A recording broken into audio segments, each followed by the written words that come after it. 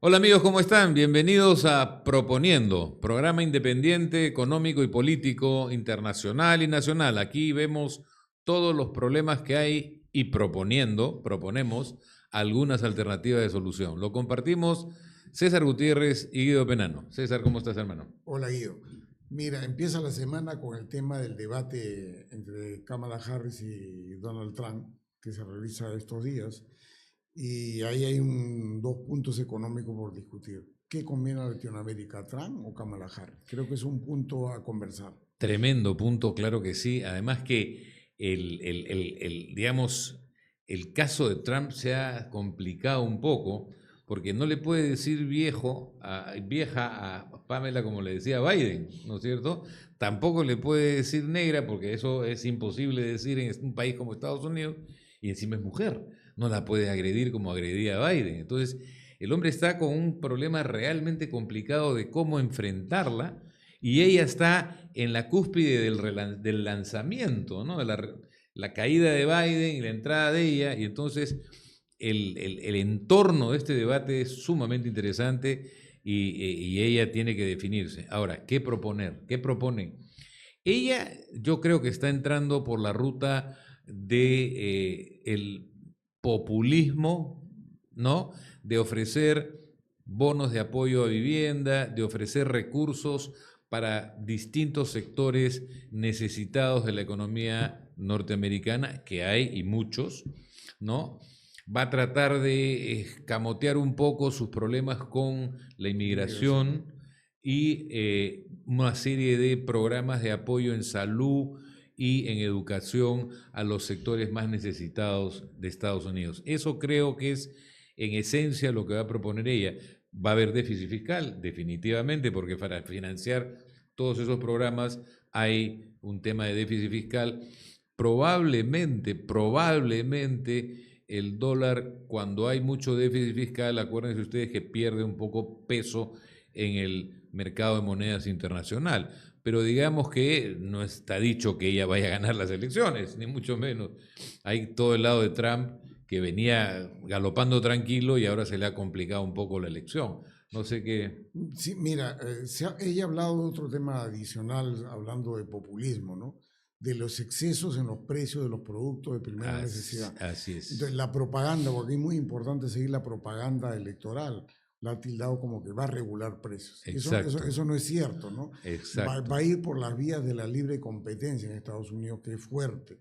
Entonces, pero la propaganda la está mostrando como controlista. En Latinoamérica y en el Perú en particular llega, mira, pues comunista, ¿no? Que no es exactamente Sí, eso, ¿no? Está exacto. yendo por las reglas de libre competencia. Ahora Trump tiene el gran discurso de que quiere un mercado hacia adentro, que quiere que no ingresen productos importados, sobre todo chinos, y eso es subida de aranceles. La gran pregunta para Perú, ¿nos tocará en esa subida de aranceles, que es nuestro segundo socio comercial? Sí, ahí hay un tema muy importante, porque lo que tú acabas de decir de Trump, definitivamente acuérdate que él le puso problemas inclusive a México y tenían un acuerdo comercial, tenían el NAFTA, México, Estados Unidos y Canadá. Ahora, ¿qué está ocurriendo? Lo percibimos acá en el Perú. Muchas empresas chinas preocupadas de que la posibilidad de Trump se concrete y que le ponga aranceles a los productos que viajan directamente de China al mercado americano, están viniéndose al Perú como si fueron a México y por eso a México le pusieron esas trabas a invertir en el Perú para usar el Perú como trampolín para entrar por el TLC que Perú tiene con Estados Unidos. Yo conozco ya varios casos de gente que ha habido acercamientos con empresas chinas que les están ofreciendo crédito, participación inclusive, hacer joint ventures para aprovechar el TLC peruano y entrar a Estados Unidos. Yo dudo que si esto se vuelve masivo, los norteamericanos con Trump no se den cuenta de que estén entrando producto chino made in Perú, como se dice, Y, ¿no? Ahí hay un tema. y los americanos están muy atentos con el caso peruano y China porque se ha levantado la noticia del puerto de Chancay. Claro que sí. Entonces están muy atentos. Ahora, lo que tú mencionas, yo también he tenido oportunidad de gente de materiales de rubro de construcción, por ejemplo, mármoles. Están tratando de trabajar y poner plantas. Y lo siguiente es el auto eléctrico, que Canadá acaba de subir los impuestos, ha puesto aranceles a los autos chinos. Imagínate una fábrica de autos chinos en el Perú que esté en la costa oeste y podría llegar a California como un producto peruano. Exacto. Creo que de todas maneras nos vamos a llevar parte de la campaña de Trump sobre el tema chino y los aranceles que podrían afectar a Perú, eso tenemos que tener muy en cuenta. Exacto, y mira, yo, así como tú dices, yo tengo información de una super planta que están instalando capitales chinos en la entrada a Ica para hacer baldosas, para hacer mayólicas, para hacer todos estos pisos para la industria de la construcción, y una planta gigante en Pucallpa también para hacer aglomerados de madera. Todo esto para la industria de la construcción, efectivamente, pero pensando que quieren evidentemente saltar a Bolivia, Ecuador, Colombia, pero la mirada final obviamente Unidos, está en Estados Unidos, ¿no? Y hay un punto adicional, los chinos son muy fuertes en la fabricación de paneles solares, y los paneles solares de uso intensivo en estos momentos en Chile, que es muy agresivo en la instalación de energías renovables. Perú y Chile empezaron juntos en la normativa de energías renovables, con un mes de diferencia, con las mismas reglas. Perú se quedó en 5% y Chile en 22%. Wow. Y los paneles solares son muy intensivos ahí. Imagínate la costa de California para paneles solares producidos en el Perú, made in Perú, de acuerdo al TLC Perú, Estados Unidos. Sí, pues. Sería muy grave. Claro no lo están viendo. Perú se ha derechizado mucho, ¿no? Y entonces son muy pro-Trump, pero no se está viendo ese tipo de temas económicos que los puede afectar severamente. El otro tema es el de las formas en el debate, ¿no? Pero el debate tiene que ver mucho las formas. Claro que sí, claro que sí. Esta decisión de que los micrófonos estén apagados del que no está con turno a hablar es justamente para tratar de evitar el pico a pico con interrupciones que hubo en el debate de Biden, y que Biden no supo cómo manejar las interrupciones que le hacía Trump con mucha capacidad para trabarlo. Justamente lo que buscaba era trabar la exposición. Ahora vamos a ver cómo se resuelve esa discrepancia de estilos, ¿no? Claro, y Trump, por ejemplo, es una persona que en los debates busca la movilidad, acercarse al contendor, intimida. Le pasó con Hillary Clinton, por ejemplo. Claro, ¿no? claro. Con Biden ya no lo usó tanto, no lo necesitaba. Es que estaba intimidado claro, de saque. Claro, entonces ahora el tema es Kamala Harris, movilidad le saca, pero una gran ventaja. Tiene mucha expresión corporal Kamala Harris, sí. Y eso va a ser muy importante en el debate. Y el otro tema importante del debate son las redes, porque las redes te pueden vender una realidad que no ocurrió en el debate, y la gente que no va al debate se compra ese discurso que vende en las redes. En el caso de Trump con Hillary Clinton, Trump llevó la ventaja y se echó la culpa a hackers rusos a favor de Trump. Luego en México, en la campaña de López Obrador es muy mal comunicador, muy mal, expresivamente malo. Es muy malo exponiendo. Claro, ¿no? Pero ganó en los debates. Y entonces se habló también de una intervención rusa en redes sociales.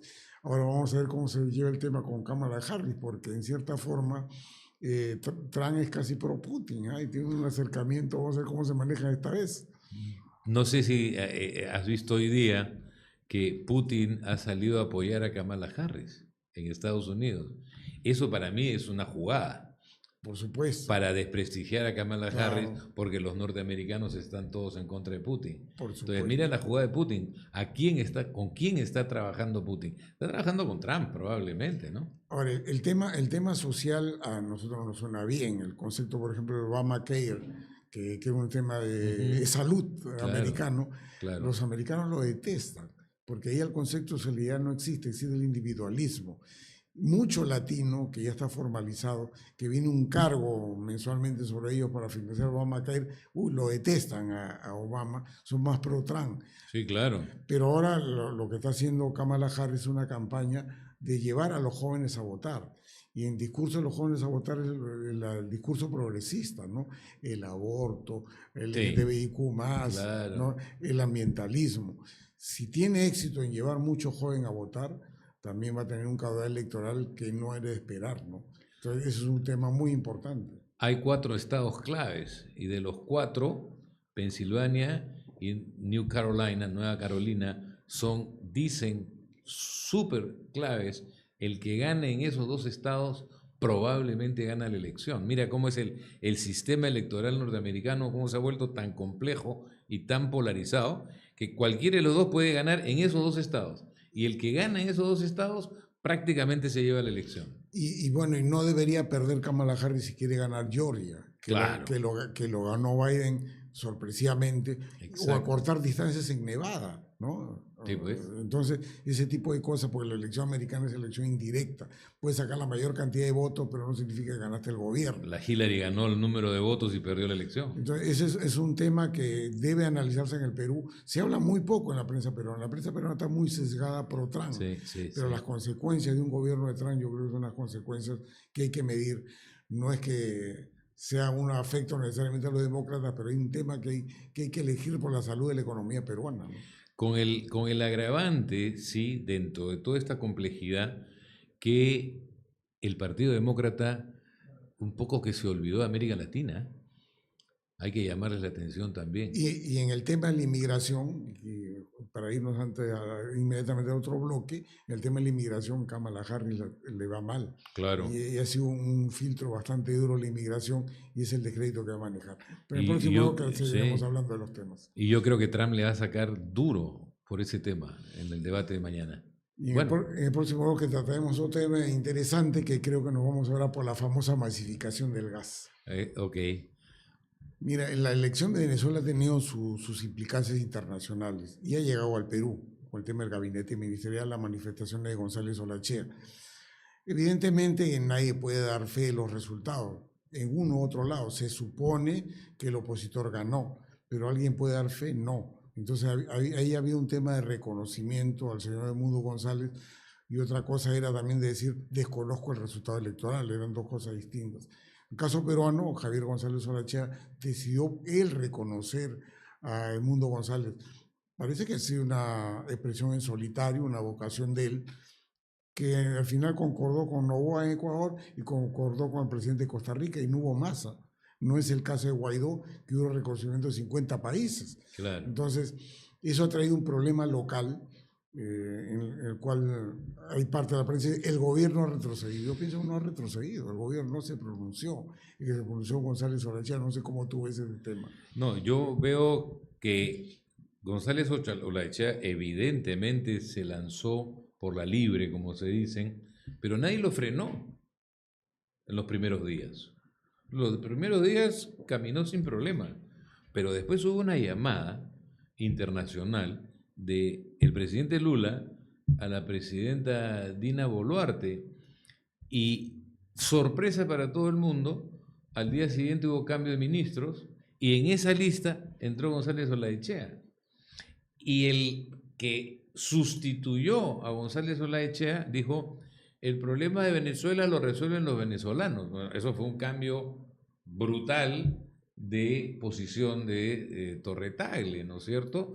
Ahora, yo entendería que si bien González Olachea se fue un poco por la libre, pero la imagen, ¿no?, de la política exterior peruana no ha quedado muy bien establecida. Y por otro lado, esta última salida al exilio y declarar el primer ministro español de héroe al presidente derrotado o perseguido o no reconocido o engañado o estafado, pon el nombre que quieras, ¿no es cierto? Pero este gobierno español del señor Pedro Sánchez, que no puedes decir que es de derecha ni mucho menos, ha reconocido como el héroe de la lucha democrática en Venezuela a Edmundo. Y entonces estamos en una situación media compleja, porque además ya las propuestas de Lula han cambiado. Lula, ¿te acuerdas que decía vamos a un primer cogobierno? Con lo cual era una cosa incomprensible, ¿no? O sea, Maduro no va a cogobernar nunca con nadie, y menos de la oposición. Y después propuso nuevas elecciones. que también todo el mundo dice, pero porque la va a engañar de nuevo, o sea, si trafió en una, trafea en dos o trafeará en cuatro, ¿no? Entonces, salida no la veo clara. ¿Tú ves alguna salida al tema venezolano? No, mira, la alianza cívico-civiles, militar y policial está muy dura en Claro, Venezuela. claro. Si no se resquebraja eso, no hay una salida alternativa. Cuando yo citaba el tema de Guaidó, hay una cosa bien importante. La situación económica de Venezuela era 2019 catastrófica. Exacto. Había un gran desabastecimiento en los mercados, en los supermercados. Había un gran problema con los combustibles, que había escasez, lo cual era completamente contraproducente. Sí. Había una crisis alimentaria y una migración. 50 países apoyaron a Guaidó, y recuerda que Sebastián Piñera y Iván Duque, conjuntamente con CNN, se acercaron a la frontera colombiana-venezolana para entregar alimentos y fueron rechazados y no pasó nada. Hoy día la situación ha cambiado también en Venezuela. El desabastecimiento ha terminado. Hay un gran problema, sí, en el suministro de combustible, pero hoy día no hay en Venezuela supermercados desabastecidos. Es que hay menos consumidores también. Claro. Están acá por lo menos 1 millón, ¿no? De esos consumidores. Claro, entonces esa situación ha cambiado y los venezolanos ya tampoco no es que haya una oposición o una posición pro Maduro o anti Maduro mayoritaria. Creo que está dividida la opinión, pero no hay la fortaleza ante la debilidad del gobierno. O sea, la fortaleza que tenía 50 países con Guaidó, presidente latinoamericano apoyando activamente, cadena de televisión participando en eso, no hay en este momento. Entonces yo no creo que salga. Es muy difícil, la alianza cívico-militar policial está muy dura y no creo que haya ningún cambio. Ahora, hay mucha gente en el Perú que dice, ha sido una cobardía que Hugo González se vaya. No, pues es un señor mayor, que no se puede esperar una tiranía como la venezolana, que sea buena gente con él, correspondía irse. Ahora, contra más lejos, más débil va a estar. Queda María Corina Machado, que no es candidata, ¿no? Que es una activista valiente, pero... Pero mira, las pocas veces en la historia que ha colapsado una dictadura tan férrea y tan estructurada como la que tú estás señalando, entre la cúpula del partido de Maduro, más la cúpula militar, más la cúpula policial, las únicas pocas veces que eso ha terminado en un colapso era cuando internamente surgía un grupo militar, guerrillero, que enfrentaba en tácticas guerrilleras a la estructura gobernante. Yo no he visto históricamente ningún dictador que deje el poder por unas elecciones donde reconoce que perdió. Eso es una ingenuidad política de la realpolitik, como se dice. No hay manera, no van a soltar el poder jamás. Por ejemplo, lo que tú estás escribiendo es el caso de Nicaragua. Exactamente. ¿No? El caso de Nicaragua. Comandante Cero, ¿te acuerdas? Claro. Comandante Cero, que al final terminó fuera del gobierno también. Ortega lo persiguió. Entonces hay un Somoza firme y con apoyo americano. Exactamente. Ocurrió en Irán, por ejemplo, ¿no? Exactamente. En el caso de Nicaragua están los sandinistas, que es una organización ya formada, con poder militar y combatiente. Y por otro lado, en el caso de Irán, pues la dictadura de Reza Pahlavi era bastante dura como apoyo americano, pero estaban los islamistas. Y eso ya formado, no es que recién voy a formar, eso no existe en la Venezuela de hoy día. No. Eso hay una protesta callejera, espontánea, con malestar natural. Y normalmente esos grupos que se vuelven contestatarios de la dictadura siempre necesitan una base fuera del país, en un país vecino. En el caso de Centroamérica fue Costa Rica, que les daba todo el apoyo a los sandinistas, al comandante Cero, acuérdate. Y hubo un afer americano, que era el Irán Contras, que venía dinero a favor de los Contras desde Irán, con cierta forma apoyo americano. Y con el oficial de la CIA en Costa Rica haciendo toda la triangulación. Entonces, mientras no haya una estructura de poder con capacidad militar, con capacidad de acción, yo no veo ninguna posibilidad. Lamento, ¿no? O sea, pero hay que decir las cosas como son. La realidad es esa. Es que sabes que se creó un mundo ideal previo a la elección y apunte de encuestas, ¿no? no sabe Dios si serían reales o no, que había una vocación mayoritaria probablemente Claro. a favor, en contra del gobierno era posible, pero las cifras que exhibían era 1-3, ¿no? El gobierno como 1 y la oposición como 3 en la preferencia electoral. Eso se vendió. Y se continuó vendiendo en el boca de urna. No había terminado la elección y ya se comenzó a hablar de un boca de urna también de 1-3. Sí. Eso genera falta de credibilidad en el grupo opositor. Pues no hay quien dé fe que es lo que realmente sacó Edmundo González. Debe haber ganado, pero ¿con qué márgenes? Por Sí, eso no pues, hay reconocimiento. sí, claro. a su Sobre todo que presidencia. muchas veces tenemos elecciones donde 30.000 votos hacen victoria o derrota, ¿no? O sea, Y eso lo y aquí sabemos bien acá. nosotros somos experimentados en eso. Y el otro último tema es que los vecinos más propicios para apoyar un movimiento que quiera subvertir el orden dictatorial en Venezuela son Colombia y Brasil, dos socios de Maduro. Claro, Entonces, olvídate que ahí puede haber algo, ¿no? que en cierta forma ellos no lo han apoyado, pero tampoco lo han atacado. Jamás. O sea, van a ser Petro y Lula neutrales. no van a hacer nada Por en contra supuesto, de él. es la correlación de fuerzas de un movimiento político con una doctrina. Por Exacto. supuesto, no lo pueden avalar porque sería indecente, pero Exacto. no lo van a atacar. No, de ninguna. Claro. Ni van a permitir que por ahí Y se dentro- abastezca a un grupo interior, ¿no? Claro, y además hay que contar en eso a México, ¿no? Sí, que pues. México tenés otra fuerza continental, en cierta forma que su palabra vale, y la sucesión presidencial ha sido con la izquierda, no ha sido con la derecha. La Claro. derecha está desacreditada en México. Y para terminar, juntas a México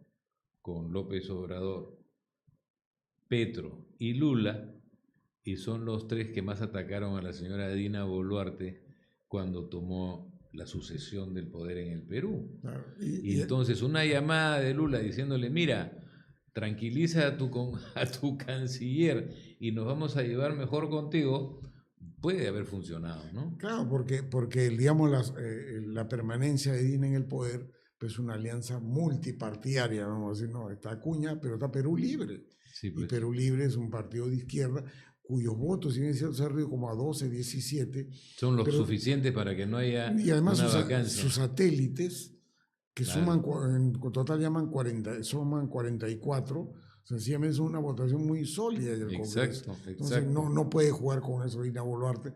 Se demoró, puso indefiniciones, y más que días, fueron meses, ¿no? La elección fue el 28 de julio, Sí, pues. y esto salió la primera semana de septiembre. Exacto. Esperó todo agosto, había la indefinición, no sabían qué hacía. Y la Cancillería, bueno, tampoco se pronunció, Torretaglia, ¿eh? No pues. les autorizó, claro, no puede.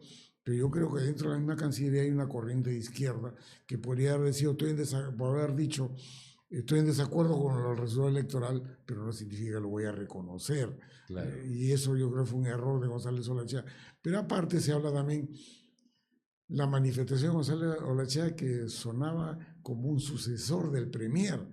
Entonces, hubo un rumorcito de eso, ¿no es cierto? Y su protagonismo, y además no era la primera vez.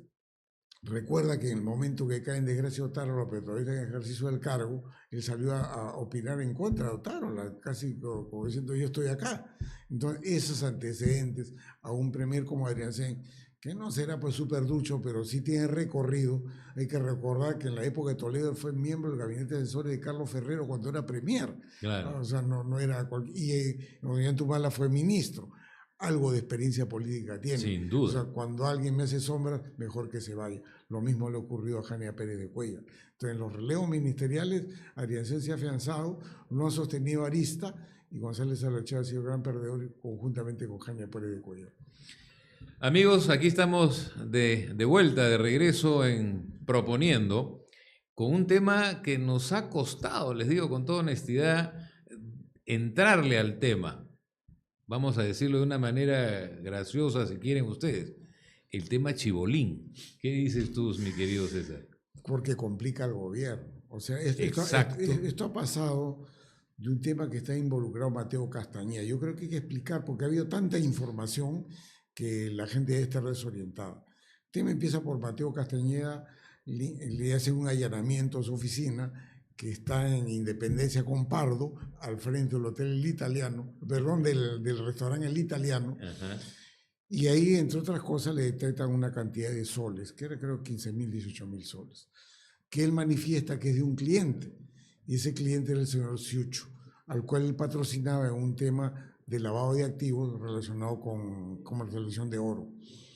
Bueno, el señor Siucho luego lo desmiente y dice, no, ese no es mi dinero, porque está investigado por lavado de activos, y le dice, bueno, ese es el señor Mateo Castañeda. Luego viene un amago, no sé si verdad o fue un Armani, como dicen en el medio artístico, de un secuestro. Así es. Y ahí se comienza a complicar la cosa. Esa es la primera parte. Y luego, bueno, viene un antagonista, el supuesto secuestrado, un familiar, un primo, que también investigado por lavado de activos y dice que son pederastas.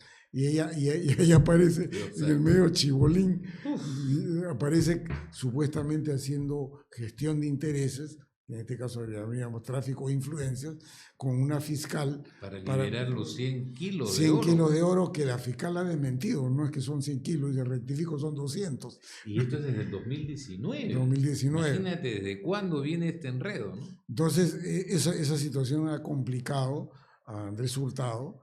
Me imagino que la persona que refirió los 100 kilos y el monto de dinero, que era $1 millón de una supuesta coima para que la fiscal diera suelta a la incautación del oro, y que lo hizo, y que ahora se ha rectificado y dice no solté 100 sino 200, ha sido la esposa de Loreja Flores, del futbolista.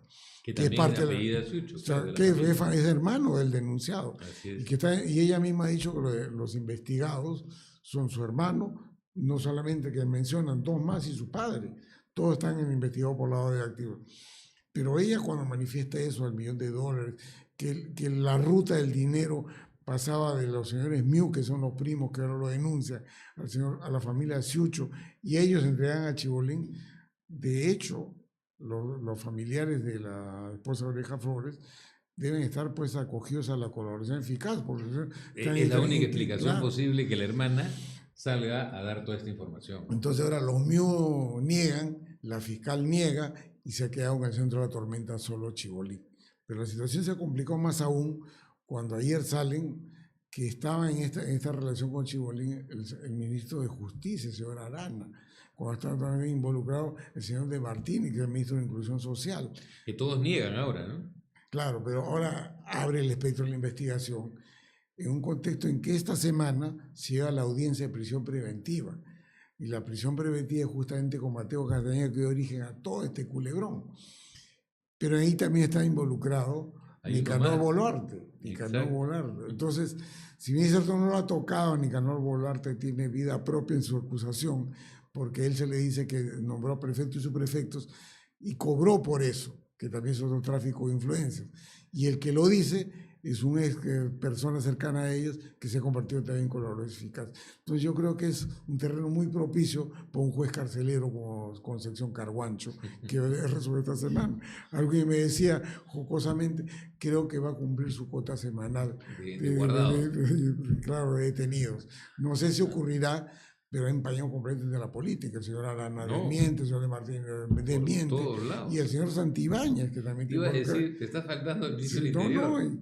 Y ese tiene todas las figuritas, ¿no? Porque el señor Santibáñez, ya lo de ayer que han pasado, supuestamente allanamiento de un domicilio en Ica, en el barrio de La Angostura, que es un barrio bien, donde supuestamente estaba el señor Cerrón. Eso ya sonó a payasada, porque había sido un locutor de radio de Ica que decía que en esa casa estaba el señor Cerrón, y él recoge eso, el comandante de la policía de Ica recoge ese allana en base a esa información radial. La verdad que no había nadie, y lo peor es que la casa pertenecía a una exalcaldesa que es vecina del domicilio, lo tenía completamente desocupado. Entonces no había ni vestigio que había estado bien ahí. Complica al gobierno porque al final se nota que están protegiendo al señor Cerrón, ¿no? Inclusive se ha filtrado que hay 8 militares cubanos protegiendo y cuidando que al señor Cerrón no lo toque nadie. Esa información se filtró, no tiene ningún sustento, que yo sepa, pero todo esto lo único que hace es desgastar aún más a un gobierno desgastado. Y esa es la parte que a nosotros nos preocupa más, ¿no? O sea, ¿hasta cuánto más se puede desgastar este gobierno y hasta cuánto más pueden sostenerlo quienes lo están sosteniendo, que son básicamente el líder del movimiento del señor Acuña, o sea, el señor Acuña, claro. la líder del movimiento fujimorista, la señora Keiko, y el propio Cerrón. Que tengo su hermano Valdemar, pero no omitamos que Avanza País también está ahí. Sí, el señor Calero, que representa Avanza País, forma parte de esta alianza. De esta alianza, ¿no? Y bueno, y esta semana el señor Carlos Brus, alcalde de Surco, ha renunciado a Avanza País. Seguramente esto contamina, y él tiene hasta octubre para afiliarse a otro partido para intentar una reelección en la próxima elección municipal. Entiendo que quiere ser candidato a la alcaldía de Lima. Entonces, probablemente, entonces... Pero bueno, el desgaste es lo que a mí más me preocupa, porque si ya estamos desgastados, esto va a propiciar cada vez más hartazgo, insatisfacción y evidentemente un debilitamiento adicional del proceso político peruano, ¿no? Y eso sí es algo que nos preocupa muchísimo. Me hace acordar a la época en que un señor medio cantante y medio... Richard Swing. Eso. Me hizo acordar un poco al señor Richard Swing en la época de Vizcarra, ¿no? Qué horror cómo se repiten los errores políticos en nuestro país, César. Y de las cosas más estrambóticas, ¿no? El caso de Richard Swing y este predigitador Jaime, que ha sido citado por el canciller. Ha sido citado por el canciller. Qué bárbaro. Pero mira, hay un tema adicional más grave en este asunto. Ayer un reportaje televisivo exhibió a alguien especialista en informática. Y él decía, ¿cómo no pueden seguir los IPs, los DNS, de donde tiene transmitiendo casi en vivo sus casi conferencias de prensa, ¿no? Sí, y sus exposiciones largas, el señor Cerrón? Es evidente, la policía debe tener... Sin duda. Debe tener el aparato para hacer no hay eso. forma de explicar que no lo puedan capturar. Eso es imposible de explicar.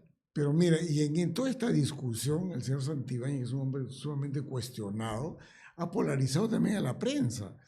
Porque como el señor Santibáñez está siendo cuestionado y entra en el tema de Nicanor Boluarte y todo este tipo de cosas, ahora hay un sector de la prensa que por ir contra Marita Barreto casi respalda a Santibáñez, ¿no? Sí, pues. Y por otro lado, los opositores que respaldan a Marita Barreto dentro de un mismo canal. Entonces, ese es un tema que no solamente polariza al país, polarizó la prensa ya y en un mismo canal, ¿no? No, y todo esto sigue polarizando y creando pues esta situación... yo creo que de un clima ya que se vuelve irrespirable por los grados de corrupción y los grados de incredulidad que generan de la gente, ¿no? De la población, de los ciudadanos que queremos que esto funcione como debe ser por el bien de todos, ¿no? Mira, pero y Acuña y Keiko Fujimori, que son los con más recorrido en la política, están subestimando el electorado. ¿eh? Totalmente. Que creen que esto no les va a pasar factura, cuando sí va a ocurrir, sí les va a pasar factura. Yo creo que los dos la van a pagar. El fujimorismo se está desgastando, y inclusive con temas económicos, por el tema de la AFP, que va con la caja fiscal. El propio Consejo Fiscal lo ha criticado, y eso también va en contra del ministro de Economía, pero aparece como autores ya no mediatos, ¿eh? Autores materiales, el fujimorismo. Y eso hay que tenerlo en cuenta. Parece que subestiman, creen que no va a pasar nada, que esto se va a olvidar en el camino, y siguen sosteniendo. En el interín van manejando las leyes como le da su gana. Y además todo el mundo culpa a este ente incomprensible que es el Congreso, cuando los que manejan el Congreso son estas tres personas. Claro. Y claro, y 4 con Avanza País. Claro, me estoy olvidando. Si bien es cierto, Avanza País no tiene mayor fuerza, sí, pero hay un representante de Avanza País dentro de eso. Miren, el propio Congreso, cuando se ha presentado una persona que acusa al señor Santibáñez porque tiene audios, mira cómo se ha polarizado el propio Congreso. Norma Yarro defendiendo al señor Santibáñez, atacando, y su mejor defensa era atacando al interrogado, que es el denunciante, el señor Santibáñez. O sea, se polariza el gobierno, se polariza el Congreso, se polariza la prensa, y el desgaste es total. Y esto apunta a lo que ocurrió en Argentina en el año 2001, que la gente ve que se vayan todos, ¿no? Sí, claro. Y bueno, y quedamos a merced de qué es lo que va a ocurrir en las próximas elecciones. Hay múltiples candidatos y no sabemos qué va a pasar. Creo que está para un outsider. Es un tema realmente preocupante. Es un tema que empezamos mencionando el caso de este señor Hurtado, pero en realidad pues es la punta del iceberg de un problema mucho más grande que tenemos que encontrarle una solución para el bien del país. Bueno, en este cuarto bloque vamos a tratar de un tema económico que no solamente toca la masificación del gas, toca el déficit fiscal e involucra a Petroperú. El centro de las noticias ha sido esta semana es Petroperú. ¿Qué hacer con Petroperú? Una deuda muy elevada, se ha repetido multiplicidad de voceros, ¿eh? Y multiplicidad de voceros desde fuera, desde dentro también. Exacto. De dentro porque como que ha cedido la vocería al señor Arista, al señor Ariancén como premier. Realmente me llama sorpresa porque es un tema económico y financiero, y siendo el señor Arista miembro de la Junta General de Accionistas de Petroperú, deja que el vocero de los temas económicos relacionados a Petroperú sea el ministro Ariancén. No sé qué está pasando ahí. En el interín han pasado cosas raras. El FONAFE, donde el señor Arista lo preside, ha despedido al director ejecutivo, que tenía menos de 4 meses en el cargo y no había mayor mancha como para retirarlo. Y por otro lado, el día viernes ha renunciado la viceministra de Hacienda. Sí. Entonces, es el tema Petroperú. ¿De dónde vinieron las instrucciones para el relevo de Betty Sotelo y del señor Garcés, que es el director ejecutivo del FONAFE? Betty Sotelo, pero una mujer con experiencia profesional, seria, que hacía su chamba, y no es una chamba fácil, ¿eh? La de ella era presupuesto, ¿no? Y siempre se ha metido como la dama de hierro de la caja fiscal. Exacto. Aunque últimamente que la caja fiscal estaba en la hora loca, sí. Y creo que todavía continúa. Sí. Ella, bueno, por eso ha renunciado probablemente. ¿No? Mira, ella, por ejemplo, estuvo de acuerdo con que el Banco de la Nación le diera $800 millones de crédito a Petroperú en febrero, con Arista ya ministro, y que el Banco de la Nación le otorgó una línea de crédito para importaciones a Petroperú por $1.000 millones. Yo creo que ya ahí se excedió. Yo escribí sobre eso, claro que sí. Pero creo que van por más, porque ahora el pedido... No, van por mucho más, van por casi 2.000 ahora. Claro, aquí en 2.000 y un régimen aparentemente de excepción para involucrar a una empresa que administra Petroperú, que le llaman el PMO. Sí, figura que se utilizó en los Panamericanos. Pero claro. Mientras tanto, las posibilidades de Petroperú y el apoyo a la caja fiscal son muy limitados. Recuerda, empezamos el año con una proyección de meta de déficit de 2 puntos del PBI, la ampliaron a 2.8 y a julio vamos en 4. Exacto. Entonces, el margen de acción para apoyar a Petro, el gobierno nacional, es muy estrecho. No sé si atreverán a más, no lo sé, pero mira, eso tiene que ver con lo que está ocurriendo. No, y hay un punto adicional. Cuando se le entregó en febrero esos dineros que tú muy bien reseñas a Petroperú, se dijo que Petroperú este año iba a perder más o menos $350 millones. Ya estamos en 700 de pérdidas este año de Petroperú. Entonces, vamos a volverle a dar otros 2.000 en este contexto, ¿no es cierto?, de un déficit fiscal, como ha dicho muy bien César, que ya está en 4. Y que el ministro ha dicho que va a terminar de todas maneras en 2.8.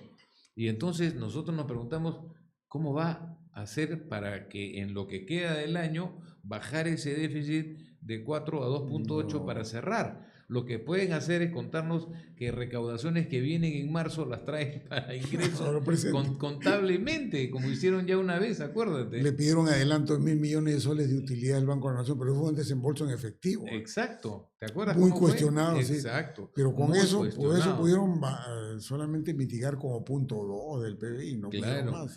Y por hacer las críticas de esta situación fiscal, sacaron a Carlos Oliva de la presidencia del Consejo Fiscal y pusieron al señor Segura. Claro. Señor Segura, que no tiene un currículum muy duro con la caja fiscal, porque acuérdate que él, el último año del gobierno de Humala dejó un déficit fiscal de 3.4 del PBI. ¿Te acuerdas? Claro, y ahora vende que toda la vida fuimos uno, que no necesariamente es cierto. Y ahora también se rasga la vestidura por el tema de las AFPs. Por el tema de las AFPs se está tomando parte del IGB para crear un fondo. Entonces yo creo que le está pasando factura el tema de Petroperú. Tremendo. Y lo que muy poco se discute más allá de los montos es la pertinencia de contratar a un administrador. que le llaman PMO por analogía con los panamericanos. Exacto. Y ahora, hay un tema importante que sale en el semanario de Gilligan en sus 13. Gilligan en sus 13, en su última edición, menciona que, como dicen así cuando va a entrar los Oscars, el nominado es la empresa Riverón, ¿no? O sea, ya tiene nombre y apellido. Entonces, pero fueron más allá, porque Qué barbaridad. Cuando se habló de relevos en el directorio de Petroperú, pues el directorio de Petroperú emplazó al gobierno. Exacto. Públicamente. El que los había nombrado, claro, además. Los emplaza. Inmediatamente, mientras se reunía el señor Arista con el presidente de Petroperú y el señor Yacén también estaba presente, en paralelo, la señora Dina Boluarte cita a 3 erronistas para nombrarlos en Petroperú. Se arma un escándalo y la prensa y, digamos, los gremios empresariales dicen no, que permanezca el directorio. Pero no reparaban en los 2.000 millones, se habían olvidado que puede contra el déficit fiscal, no repararon en el administrador. Pero alguien más se sumó, el Partido Popular Cristiano, con un comunicado. Sí. ¿Cuál es lo importante que citaba lo de Gilligan en sus 3?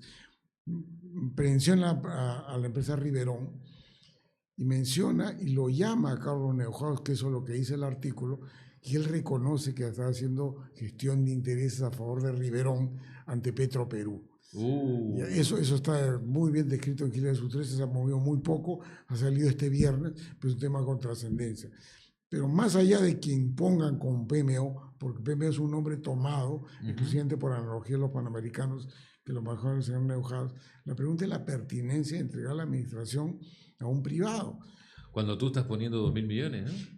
Claro, el privado se administra, tú ponme la plata, yo me comporto como dueño, pero no soy el dueño, no pongo nada y cobro, ¿no? Y cobro, claro, entonces, cobro por la gestión.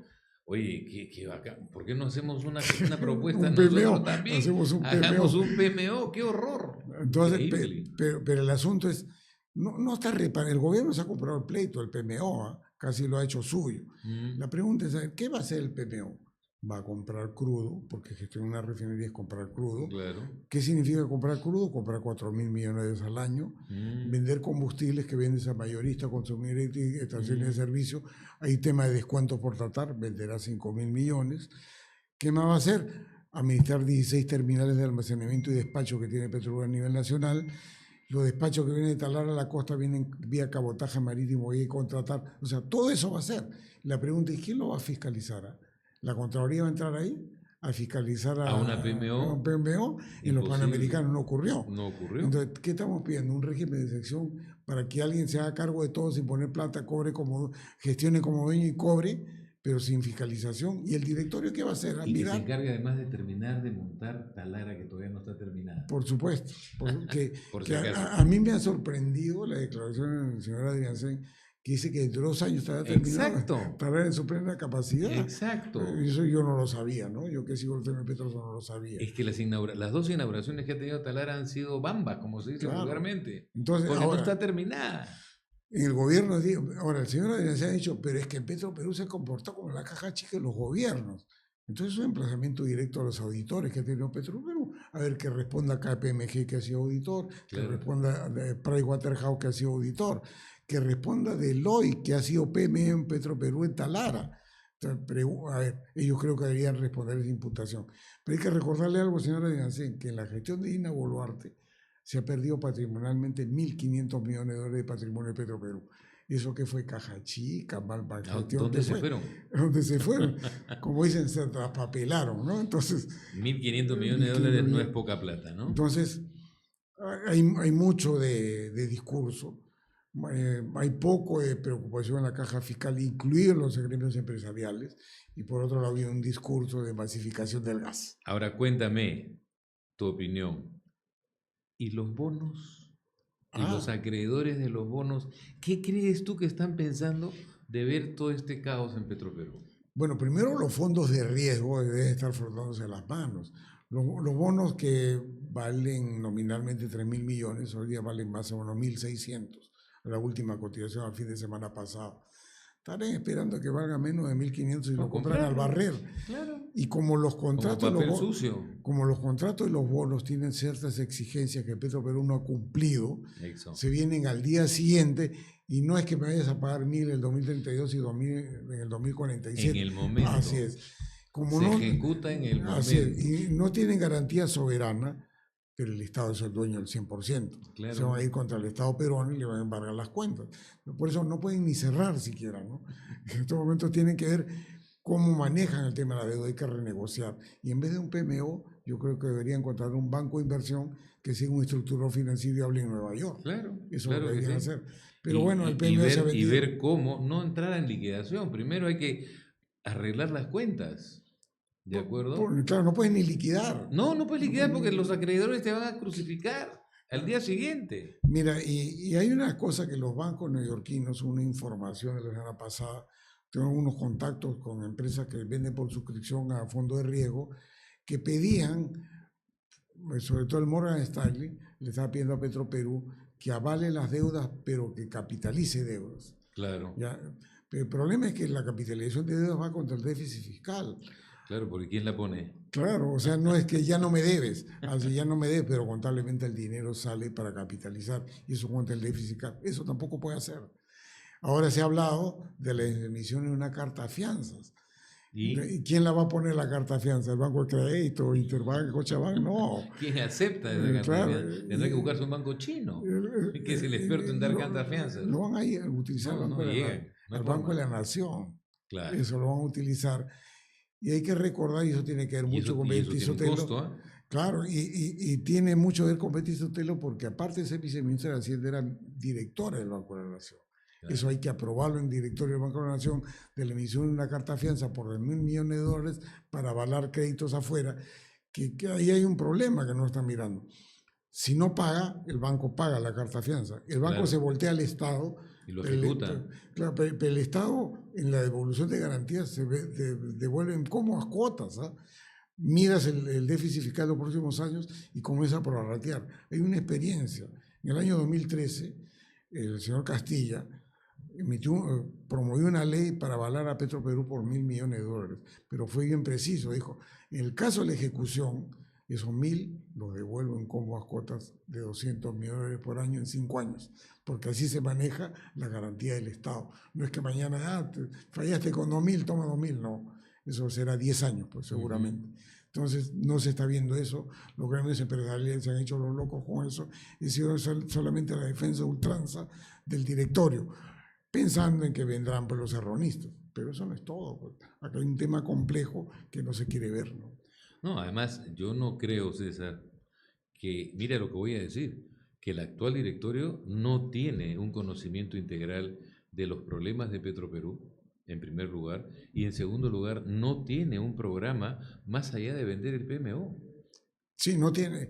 Yo creo que el creo que tú dices no es creo de duda, es creo de afirmación. Sí, claro. Y eso es lo que ocurre. Bueno, se nos acabó el programa, seguiremos conversando la próxima semana.